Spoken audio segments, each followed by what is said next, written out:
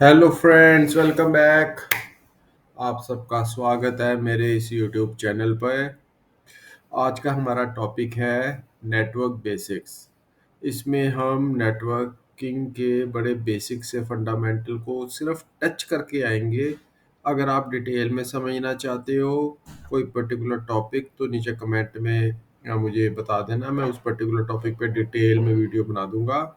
अभी हम सिर्फ नेटवर्किंग को टच करके आएंगे और वो सब फंडामेंटल्स उन सब कॉन्सेप्ट को हम हल्का सा टच करके आएंगे, जिसमें कि जो क्लाउड कंप्यूटिंग के हिसाब से आपको आने ही चाहिए।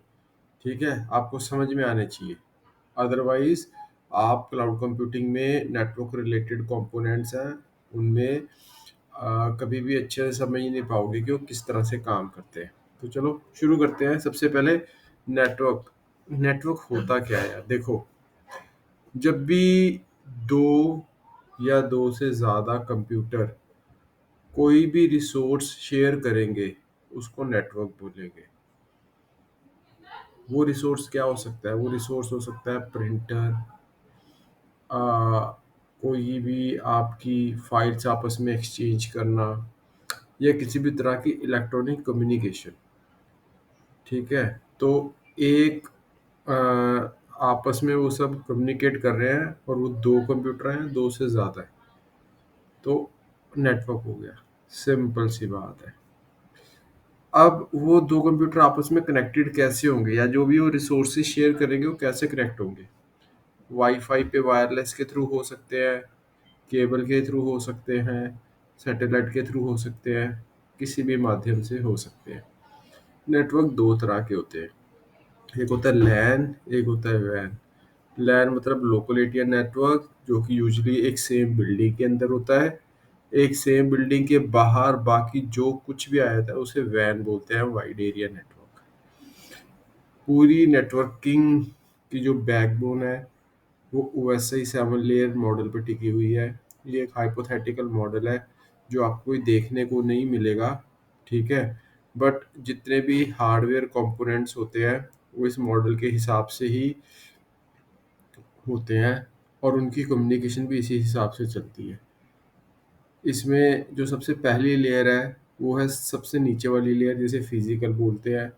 सेकंड लेयर आ गई data link, then network, transport, session, presentation and application. ये फिर हमें बहुत वास्ट टॉपिक है, तो मैं इसको ज़्यादा डिटेल में नहीं जाऊंगा, बस आपको पता होना चाहिए वैसे 7 लेयर मॉडल क्या होता है। उसके बाद आता है what is protocol. Protocol is set of rules. Simple, ये एक रूल होता है जो आपको बताता है कि आपका पैकेट सोर्स से डेस्टिनेशन कैसे जाएगा। ठीक है, प्रोटोकॉल कई तरह का हो सकता है, आप अपने रिक्वायरमेंट के हिसाब से कोई भी प्रोटोकॉल यूज़ कर सकते हो। उसके बाद आता है आईपी एड्रेसिंग। आईपी एड्रेसिंग में बेसिकली आपको ये देखना है कि इसकी 5 क्लासेस होती हैं। उस 5 में से जो 2 क्लासेस होती हैं, क्लास डी और ई, वो यूजुअली कहीं यूज़ नहीं होंगी। डी क्लास मल्टीटास्किंग के लिए यूज़ होती है, बट आपको कोई देखने को नहीं मिलेगी ज़्यादा। ए बी सी होती है मेन, जो एक्चुअल में आपको जब आप काम करोगे क्लाउड पे तो आपको देखने को मिलेंगे और हैंड्स ऑन करने को मिलेगा। ठीक है, नेक्स्ट। अब ये कॉन्सेप्ट है, ये यार अच्छे अच्छे बंदों को समझ में नहीं आता, तो थोड़ा ध्यान से सुनना कि स्विच काम कैसे करता है। अब मैं एक एग्जांपल लेता हूँ। देखो, मेरा यहाँ पे एक स्विच कनेक्टेड है। उस स्विच में मेरे 4 कंप्यूटर कनेक्टेड है, computer A B C D, जैसा कि सामने आप डायग्राम में देख रहे हो। इसमें मेरा कंप्यूटर ए कनेक्टेड है पोर्ट F0 से, बी कनेक्टेड है F1 से, सी कनेक्टेड है F2 से और डी कनेक्टेड है F3 से। अब लेट से इनकी कभी कभी आपस में कोई कम्युनिकेशन नहीं हुई, तो कंप्यूटर ए ने अगर बी के पास पैकेट भेजना है, कैसे भेजेगा? देखो, स्विच के अंदर एक टेबल बनता है जिसे कैम टेबल बोलते हैं। उस कैम टेबल में सोर्स, मैक एड्रेस और पोर्ट नंबर ये स्टोर होता है। अभी ये कैम टेबल खाली है, तो स्विच को पता ही नहीं है सोर्स और पोर्ट नंबर क्या है। ठीक है, तो जो कंप्यूटर ए वो सबसे पहले फ्रेम भेजेगा, स्विच पे फ्रेम चलता है, बिट फ्रेम, पैकेट सेगमेंट, ये चीज़ें होती हैं, 4 चीज़ें होती हैं। ज़्यादा डिटेल में अगर आप जानना चाहते हो तो बता देना कमेंट करके, मैं समझा दूँगा। अभी बहुत ज़्यादा डिटेलिंग में नहीं जाएँगे। बस इतना समझ लो, जहाँ राउटर आता है वहाँ पैकेट होता है और जहाँ स्विच होता है वहाँ फ्रेम्स होते हैं। अब आप पीसीए जो है वो फ्रेम भेजेगा, स्विच ने फ्रेम को पोर्ट F0 पे रिसीव किया, तो उसको पता लग गया पीसीए F0 पे है, तो कैम टेबल में एंट्री आ गई, मैक एड्रेस उसका मैक था 1.1.1.1 और F0, ये आप यहाँ पे देख रहे हो, ये ठीक है, सबसे पहली एंट्री। अब ये सबसे पहला इंफॉर्मेशन आया था, तो स्विच क्या करेगा, उसको फ्लड कर देगा बाकी तीनों इंटरफेसिस पे, F1 पे, F2 पे, F3 पे, तो फ्रेम जो है वो ब्रॉडकास्ट हो जाएगा। अब उसने पीसीए ने जाना था पीसीबी के पास, तो जो F2 और F3 से इंटरफेस से पीसीसी और डी है वो उस फ्रेम को ड्रॉप कर देंगे, और सिर्फ पीसी जो बी है, ठीक है, वो रिस्पॉन्ड बैक करेगा कि हाँ जी भाई, मैं ही पीसी बी हूँ जिस तक आप आना चाहते हो। तो पीसी कैम टेबल के अंदर एंट्री आ जाएगी पीसीबी के मैक एड्रेस की और उसके पोर्ट नंबर की, जैसे कि आपने नीचे देखा, और पैकेट उसको रिसीव हो जाएगा। अब कैम टेबल में एंट्रियां डल चुकी हैं पीसी ए और पीसी बी की, क्योंकि पीसी ए ने पहले फ्रेम भेजा, बताया मैं F0 पे कनेक्ट हूँ, और उसके रिस्पॉन्स में पीसी बी ने जवाब दिया मैं F1 पे कनेक्ट हूँ। ओके, पीसी सी और डी की अभी भी कोई एंट्री नहीं है। अब हम इसको रिवर्स करते हैं, लेट से पीसी बी ने पीसी ए पे फ्रेम भेजना है। अब यहाँ ध्यान से सुनो, फर्क क्या है, पहले कैम टेबल में एंट्री नहीं थी तो फ्रेम ब्रॉडकास्ट हो गए थे, बट अब ए और बी दोनों की एंट्री है, तो जब बी वापस ए को कोई फ्रेम भेजना चाहेगा तो अब ब्रॉडकास्ट नहीं होगा। अब क्या होगा, स्विच रिसीव करेगा फ्रेम F1 पोर्ट पे, देखेगा किसके लिए, पीसी ए के लिए, पीसी ए का कनेक्ट है पोर्ट F0 पे, और वहां भेज देगा। तो this is how switch works. तो बेसिकली जो मैंने भी राम कहानी सुनाई है स्विच की, इसमें आपको ये देखना है, अगर फ्रेश स्विच लगाए और आपके कंप्यूटर पीसी की, कंप्यूटर की एंड पॉइंट की कोई भी एंट्री नहीं है मैक कैम टेबल में, उस केस में स्विच क्या करेगा, ब्रॉडकास्ट कर देगा सभी इंटरफेसिस पे एक्सेप्ट सोर्स इंटरफेस, ठीक है। और अगर उसके कैम टेबल में एंट्री है तो ब्रॉडकास्ट नहीं करेगा, सोर्स टू सीधा डेस्टिनेशन पे आपका फ्रेम चला जाएगा।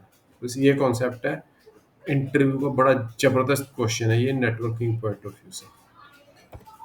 नेक्स्ट, अब हम देखेंगे हाउ राउटर वर्क्स। यार देखो, राउटर में सबसे पहले आता है राउटिंग, ठीक है। राउटिंग एक प्रोसेस है, हम राउट, अब ये ना बड़ी छोटी छोटी डेफिनेशन है, इसको थोड़ा दिमाग में बिठाओगे ना तो बहुत अच्छा रहेगा आपके लिए। राउटिंग एक प्रोसेस है जिसका काम है पैकेट को सोर्स से डेस्टिनेशन भेजना। कोई पूछेगा what is routing process two of moving packet from packet of data, या पैकेट बोल दो, फ्रॉम सोर्स टू डेस्टिनेशन। अब राउटिंग टेबल क्या होता है, राउटिंग टेबल जो होता है वो लिस्ट मेंटेन करता है डेस्टिनेशंस की, ठीक है। राउटिंग टेबल का काम है कि जब भी राउटर कोई पैकेट रिसीव करेगा, वो राउटिंग टेबल से रेफरेंस लेगा कि उसको किस इंटरफेस पे पैकेट भेजना है। अभी काम कैसे करता है, ठीक है, यहाँ पे आप डायग्राम में देख रहे हो 3 राउटर हैं, ये लेफ्ट पे सबसे R1 है, उसके बाद सेंटर में R2 है, सबसे राइट में R3 है। अब जो R1 है, ठीक है, R1 सबसे पहले, लेट से R1 ने R3 पे पैकेट भेजना है। अब कैसे भेजेगा, R1 सबसे पहले अपने राउटिंग टेबल में चेक करेगा। अब जैसे कैम टेबल में तो 2 एंट्रीज थी, यहाँ देखो आप, सोर्स, मैक एड्रेस और पोर्ट नंबर। तो राउटिंग टेबल में 3 एंट्रीज होती हैं, डेस्टिनेशन, नेक्स्ट होप और इंटरफेस, ठीक है। तो अब लेट से कि R1 ने अगर R3 पे भेजना है पैकेट, 1 मिनट भाई जरा होल्ड करना, मेरा डॉगी आ गया, चट, चट, ठीक है। अच्छा, आई एम बैक नाउ। तो अ, अब R1 सबसे पहले अपना राउटिंग टेबल चेक करेगा, ठीक है, कि उसके पास R3 तक जाने का रूट है कि नहीं है। अब इसमें क्या होता है, राउटिंग टेबल अपने आप बन जाते हैं, डायनेमिक प्रोटोकॉल होते हैं। वो डायनेमिक प्रोटोकॉल क्या करते हैं कि जब आप उसे कॉन्फ़िगर करते हो तो automatically with in fraction of seconds वो सारे का सारा राउटिंग टेबल जो है वो बना देते हैं। अब जब राउटिंग टेबल बनता है वो इस तरह से दिखता है। अब जब R1 दिखेगा कि मेरा डेस्टिनेशन है R3, तो नेक्स्ट होप क्या है R2, यानी कि उसको R2 पे जाना है। R2 पे जाने के लिए R1 के ऊपर कौन से इंटरफेस से पैकेट बाहर जाएगा, इथरनेट 0 से। अब इथरनेट 0 पे पैकेट आया, नेक्स्ट हॉप पे जो है R2 पे चला गया। अब R2 का राउटिंग टेबल क्या बोलता है, R2 का राउटिंग टेबल बोलता है कि अगर R3 पे जाना है, ये देखो नीचे कि वो डायरेक्टली अटैच्ड है। अच्छा, डायरेक्टली अटैच्ड है, किस इंटरफेस से है, इथरनेट 1 से। ओके, इथरनेट 1 से डायरेक्टली अटैच्ड है, R3 पे पैकेट आ गया, खत्म काम। उसी तरह से अगर रिवर्स में जाना है तो ये देखेगा कि मुझे R1 पे भेजना है, तो नेक्स्ट हॉप क्या है, ये देखो R2 और इथरनेट 2, तो इथरनेट 2 से पैकेट भेजा R2 पे। R2 बोलेगा अच्छा जी R1 तो डायरेक्टली अटैच्ड है, और किस इंटरफेस से, इथरनेट 0 से, तो इधर पे आ गया। तो जो स्विच है, अब देखो स्विच के कैम टेबल में और राउटर के राउटिंग टेबल में फर्क क्या आ गया। कैम टेबल जो है वो स्विच बनाता है जिसमें कि सबसे पहले वो पैकेट को ब्रॉडकास्ट करेगा, उसके पास इंफॉर्मेशन आ जाएगी सोर्स की और डेस्टिनेशन की। अगर किसी भी पर्टिकुलर डेस्टिनेशन की उसके पास जानकारी नहीं है तो पैकेट ब्रॉडकास्ट कर देगा, सॉरी मैं पैकेट कह रहा हूँ, स्विच पे आपके फ्रेम चलते हैं, वो फ्रेम को ब्रॉडकास्ट कर देगा। तो कैम टेबल ऐसे बनता है। On the other hand router में डायनेमिक प्रोटोकॉल होते हैं जो राउटिंग टेबल जैसे आप कॉन्फ़िगर करोगे वो ऑटोमेटिकली बना देंगे, कुछ नहीं करना आपको, राउटिंग टेबल आपका बन जाएगा। उसके बाद तो पैकेट ने देखना है राउटिंग टेबल में मेरा रास्ता कहाँ से इधर से उधर से चूंचा है करके निकल जाएगा। वीडियो यार लंबी हो जाएगी, पर ये हमने इस वीडियो में ना नेटवर्क खत्म कर देना है यार, अलग अलग वीडियो में ना स्वाद नहीं आएगा, ठीक है। अब है नेटवर्क बेसिक्स में वीपीएन। देखो यार, वीपीएन में मोटा मोटा मैं आपको बताऊंगा कि दो तरह के वीपीएन होते हैं। एक होता है आपका साइट टू साइट वीपीएन, एक होता है रिमोट एक्सेस। जो दोनों वीपीएन है दोनों इंटरनेट के ऊपर चलते हैं बेसिकली। बाकी ये थोड़ा प्राइवेट वीपीएन भी होते हैं, एमपीएल से बोलते हैं, मैं उस चीज़ को अभी ज़्यादा छेड़ूंगा नहीं, ठीक है। वीपीएन मतलब वर्चुअल प्राइवेट नेटवर्क। तो आप दो मेजर वीपीएन है वो जान लो जो इंटरनेट के ऊपर चलते हैं, क्या, साइट टू साइट, दूसरा remote access. Site to site में क्या होता है, जो आपकी दोनों साइट है वो फिक्स रहती हैं। ओके,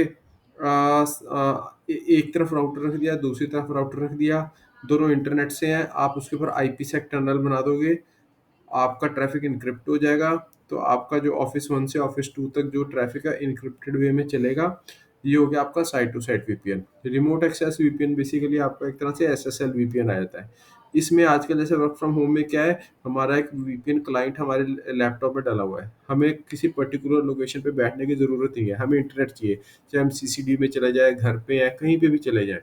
हम जैसे उस वीपीएन क्लाइंट को इंटरनेट से कनेक्ट करके उसको लॉग इनेबल करेंगे, हमारा वीपीएन एस्टैब्लिश हो जाएगा एंड हम ऑफिस का काम कर पाएंगे, ठीक है। वो हमारा रिमोट एक्सेस वीपीएन या फिर एसएसएल वीपीएन हो जाता है। तो वीपीएन ये दो प्रकार के होते हैं, ये समझ लो।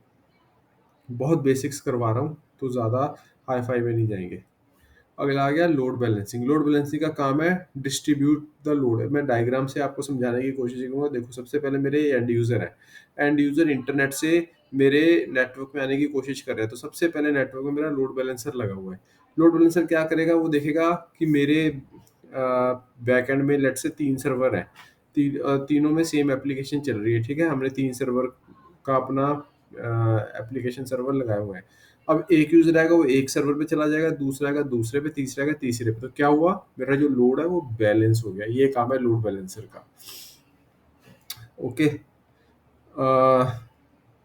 ज़्यादा डिटेल में जा नहीं रहे यार, कुछ होगा तो बता देना, ठीक है। अच्छा, टाइप ऑफ लोड बैलेंसर ये ज़रूरी है। लोड बैलेंसर बेसिकली देखो यार 3 तरह के होते हैं। एक होता है नेटवर्क लोड बैलेंसर, दूसरा एप्लीकेशन लोड बैलेंसर, तीसरा ग्लोबल सर्वर लोड बैलेंसर या फिर मल्टी साइट लोड बैलेंसर भी बोल देते हैं। जो नेटवर्क लेयर है वो लेयर 4 पे काम करता है। आपने देखा होगा ये ओएसआई लेयर मॉडल मैंने करवाया था यहाँ पे आपको, फिजिकल डाटा लिंक नेटवर्क। तो नेटवर्क आ गया लेयर 3, ठीक है। तो ये लेयर 3 पे काम करता है। नहीं, लेयर 4 या ट्रांसपोर्ट लेयर पे काम करता है, सॉरी।